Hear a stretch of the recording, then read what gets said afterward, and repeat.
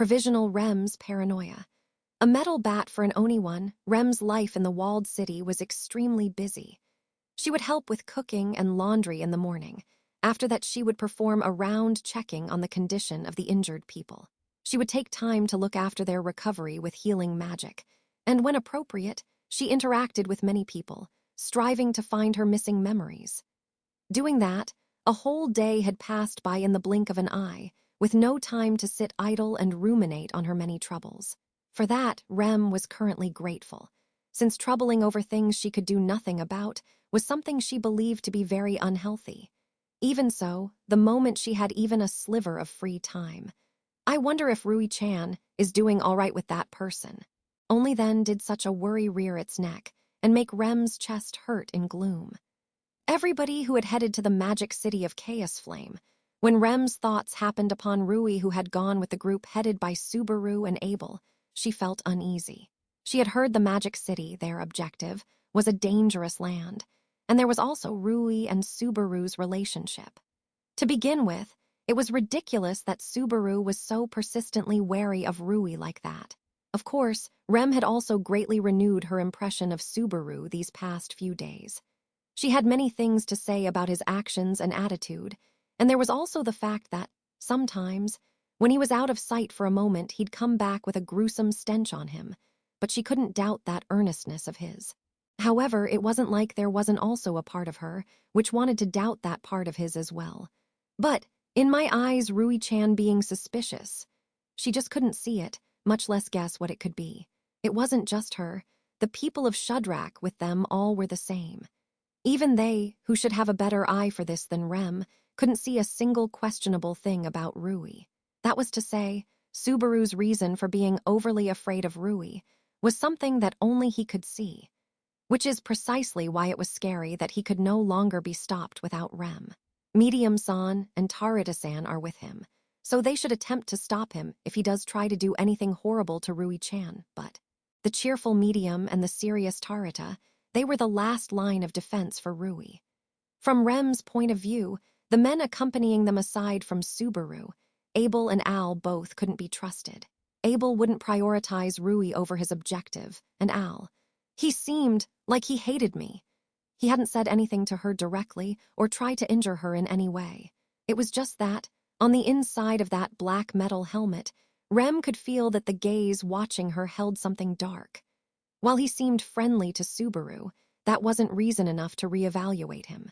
Still, she could only say that Rui's safety is riding on top of Medium and Tarita's shoulders. "What's wrong, Rem? Why the long face?" Thus, such a voice called out from behind to Rem, who'd stopped still and was looking up to the sky. At the edge of her vision as she turned around was Maiselda waving at Rem, the latter standing in a plaza in front of the city town hall. With her now short hair dyed back to red, she possessed a wide smile, her eyes filled with strength. Seeing Maiselda's figure, Rem's eyes went wide with an awe and rushed to offer her cane. "Maiselda-san, you can't just..." "HMPH. Don't treat me like a casualty. You act like I'm seriously injured. I believe if you're injured to the point you're missing a leg, you are pretty seriously injured." Replying to the cross-armed Maiselda, Rem drew near until reaching her immediate front. Having gotten used to using her impaired legs, she had become able to move at quite a speed while using a cane. Which was why Rem could move without burdening Maiselda, although having that done for her seemed to have made Maiselda dissatisfied. "Good grief, you keep treating me like I'm fragile, and my other leg will shrivel up and fall off on its own." "Maiselda-san, I get it." Being glared at intently by Rem's upturned eyes, Maiselda gave a strained laugh as she submitted. Below the missing bit of Maiselda's right leg, a wooden stick had been fitted, and so she walked around quite skillfully by putting the tip of that stick to the ground. While in terms of her body and her recovery, it would be better if she took it easy. The fact she turned a deaf ear to it was Maiselda's own fault. Even though, as a result of losing her leg, she had been forced to hand over the role of chieftain to her younger sister, Tarita. "If you're that healthy, you didn't need to rush and hand over your duty." "No, that could not be," Maiselda so sharply stated to Rem's whisper, as she admired Maiselda's adaptability. The gentle light disappeared from her eyes, and she continued with the gaze of the Shudrak. of those who had to live in a tough world. Someone who cannot fulfill the role of chieftain continuing to be in position must not be prolonged for even a single second. Those who cannot draw a bow must end their hunt unsullied. Rem, who had meant to elaborate on her honest opinion, turned her face in embarrassment upon Maiselda's answer. Again, she had spoken as if she knew anything while lacking in experience. Even though Maiselda herself, more than anyone else, would have thought about her own course of action, despite the fact that she had obviously noticed how anxious Tarita had appeared, having been bestowed with the role of chieftain. Don't make such a gloomy face, Rem. It's clear to me you're anxious about Tarita, about Subaru and Rui. To me, it seems like you do not understand a single thing. If you say so, then I think I'll also not say anything too strongly. Yes. That indication, as if trying to hide the discomfort, did not fool the eyes of Maiselda, who had led the Shudrak as chief. Maiselda shrugged her shoulders at the pleased Rem, who feebly nodded. Despite appearances, Tarita has ability to rival my own. What Tarita lacks is confidence, and the experience tied to that confidence. That she should earn with this journey. Confidence and experience, is it? It would seem that is something that could be said for Rem as well. Being looked down on by the tall Maiselda, Rem was slightly at a loss for words. That was in reality, because Rem had realized just how much that had struck the mark. Being given a great responsibility, seemingly about to be crushed by anxiety, Rem saw herself in Tarita's shoes. Of course, Rem understood that the great responsibility of chieftain that Tarita shouldered, and the personal issue of my past self that she shouldered, were rude to even compare to each other. Regardless, I don't feel Tarita's issue as someone else's might be because I have heard that I also have an older sister. Rem's sister. I'm sure she is a very noble, excellent woman. Is that so? It would be nice if that is the case. Her yet-to-be-seen twin elder sister, her existence, despite only coming from Subaru's words, she wholly believed in it, strangely.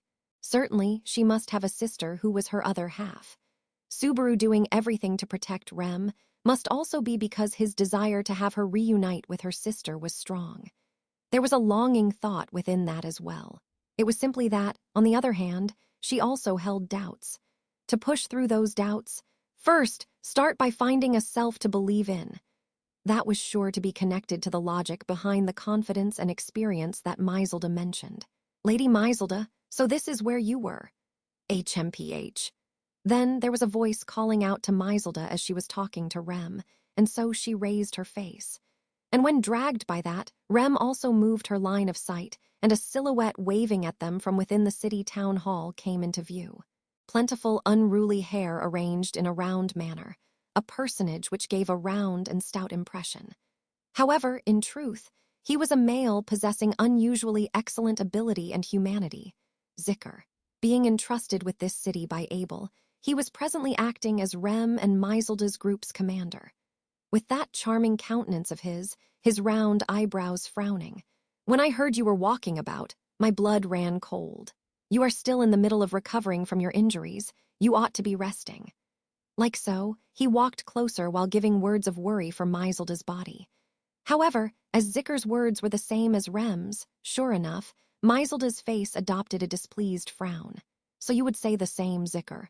I am sick and tired of hearing that. Even if you say you are tired of it, I will continue to say it until it gets through. Should you have some spare time left over, I would like it if you could counsel me. Counsel, you say? Yes, about the stationing of the Shudrak people. Though already handed over, it didn't change the fact that Maiselda was the former chieftain of the people of Shudrak. In Tarita's absence, the one qualified as an advisor would be Maiselda. This way, rather than treating her as a casualty, her opinion being sought after would be more proactive. Can't be helped. What Kuna and Holly lack, I must answer for. Of course, I would prefer them to be present as well, for the defense of the walled city is not a foreign matter to your people nor to us. What will Lady Rem do? Once Maiselda displayed willingness to give advice, Zikr moved the spotlight to Rem. It was likely that he was likely aware that Rem would indulge in anxieties and worry her head if she had free time on her hands. For that mindfulness and consideration of Zikr's, she admired him. Thank you very much, Zikr-san, but I've been called already. Was that the case? I suppose that person would be. Not taking any offense, Zicker very naturally retracted his proposal. Then, as he inquired further, Rem bowed. Indeed, she said, I have an appointment with Miss Priscilla. Too, when it comes down to it, beautifulness is the proof of excellence. Do you understand it as such, Rem? I must say, beautifulness is not something limited to just appearances. It is not separate from your conduct, poise, or your way of thinking. For beautifulness is what lies within such essence. Saying such, she took that arm extended straight in her hands. Rem savored the feeling of her soft, supple skin, and the paralyzing, numbing feeling of her beautiful voice violently penetrating through her skull. In front of Rem, sporting bathwear, Priscilla with her pale, stretched-out arm was exposing her stark naked body. The place they were in was a bathing room, so, as they were in the middle of bathing, it was only natural. But overwhelmed by that white skin and body with bountiful charm being displayed freely, Rem could not even feel uncomfortable being there. When Priscilla had first invited her to the bathing room, she had even wondered what for. Bathing is also one of my favorite things. That's the reason for the biggest mansion in town, why I requisitioned it. If that's what you are inquiring, then yes. A cramped lodging or a place such as the barracks where the soldiers rest at, do you think I would lay there? Who do you take me for? Miss Priscilla Bariel, in fact. From now on, I must have you add lady there.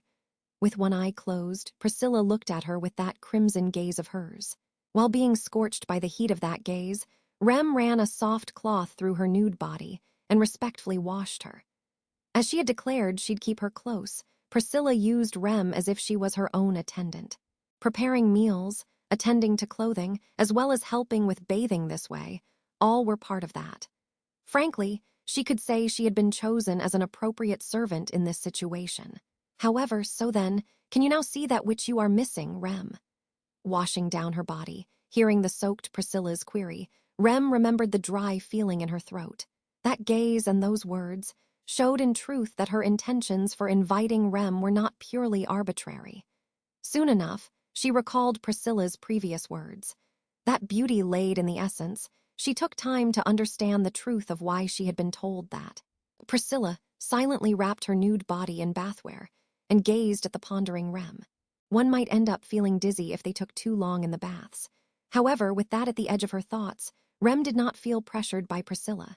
And without pressure, Rem slowly churned her thoughts. If beauty lies in the essence, then does my healing magic also qualify as beautifulness? By and large, such understanding is correct. Hearing Rem's reply slowly surface, Priscilla lowered her shapely jaw. However, before Rem could be relieved by that reaction, she resumed speaking. Most importantly, she began, if I had to say, I could not bear to watch your healing technique. Your understanding of healing arts, circulating of mana, and way of circulating, they are almost careless. Careless. If that is to become something worth seeing, by necessity, we must fill your gaps. While I understand what you're saying, what she understood was only really the superficial aspects of it.